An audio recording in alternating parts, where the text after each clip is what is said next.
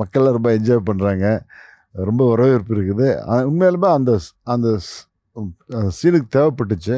ஹீரோயினி வந்துட்டு இப்போ நம்மனாச்சும் ஜென்ஸு. இப்போ நான் எனக்கே பெரிய வீட்டில் ஏகப்பட்ட பிரச்சனை வந்துச்சு. எல்லாமே சொன்னாங்க. வைஃப்லாம் என்ன ஆமா, சொன்னாங்க அந்த போஸ்டரை ஆமா. பார்த்துட்டு? ரொம்ப பார்த்துட்டு ரொம்ப சண்டை போட்டாங்க. சரி சொல்லி சமாளிச்சிட்டேன். பட் அந்த பொண்ணு வந்துட்டு இன்னும் கல்யாணமாகாத பொண்ணு. சரி லிப் லாக் அப்படின்ட்டு. பட் அந்த பொண்ணு டைரக்டர் கதை சொன்னார்.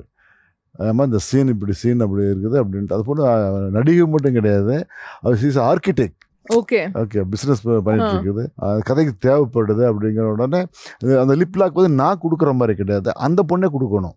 அந்த பொண்ணு வந்து கொடுக்கணும். ஏன்னா நான் 2000 3000 கிலோமீட்டர்லேருந்து அந்த பொண்ணை பார்க்கறதுக்காக ஃப்ளைட் பண்ணி வந்திருப்பேன். அப்போ வந்துட்டு நான் கேட்பேன், நான் உன்னை இவ்வளோ தூரத்துலேருந்து வந்திருக்கிறேன். அவர் dinner Vicky come dinner ready அப்படிமா.